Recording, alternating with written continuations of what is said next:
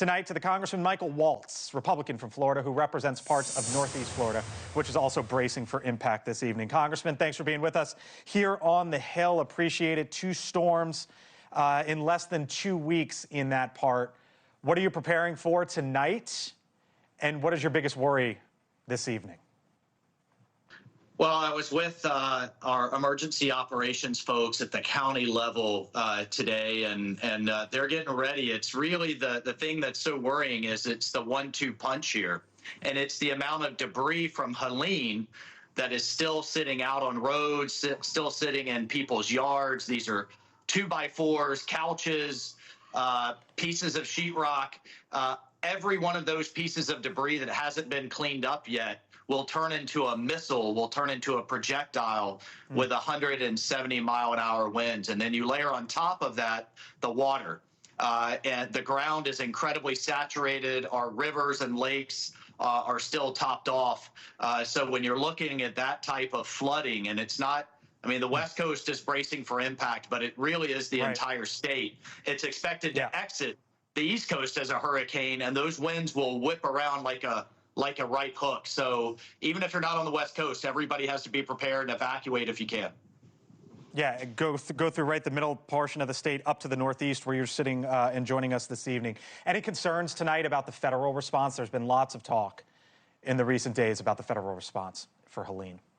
Well, I think you're going to see Governor DeSantis. He just mobilized 8,000 Florida National Guardsmen, and Florida established with COVID a state guard as well, so that we don't have to be as reliant on the feds. I mean, you saw Biden and Harris wait a week just to mobilize 1,000 active duty soldiers with Hurricane Helene, when you have the entire 82nd Airborne Division right down the street from the mountains of West Virginia. So we need to be able to take care of things on our own.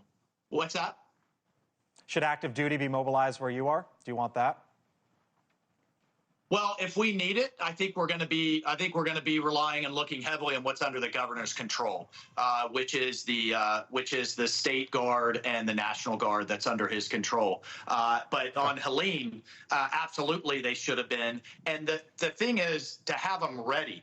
All of the requests, all of the orders, all of the paperwork and the funding should be pre-positioned. That should be done beforehand. You don't wait till a week after to start moving through the bureaucracy. And unfortunately, that's what happened in North Carolina. Congressman, there will be devastation. That is a fact. And this will be, as you mentioned, the 1-2 punch, the second storm. And there's a conversation here in Washington about whether or not more funding is needed for FEMA. Would you support more funding for FEMA? Do you think Congress should be called back to vote on that? Yeah, I think so. Look, we have to make sure that we have accurate estimates of what's needed. And not for just throwing billions around. FEMA needs to be putting it in the right places. We don't need to be putting hundreds of millions, if not billions, towards illegal immigrants. But if we get the right protocols in place, which we absolutely should, and I'm convinced the Republican House would, then yeah, we need to get people the resources and the support that they need. It's their money. They've already paid into the system. Let's help fellow Americans. Congressman Waltz for us tonight, Northeast Florida Congressman. Stay safe and best of luck in the upcoming days. Thanks for joining us here on the Hill. Thank you for watching, and make sure you go to joinnn.com to find NewsNation on your television provider. And don't forget to click the red subscribe button below to get more of NewsNation's fact-driven, unbiased coverage.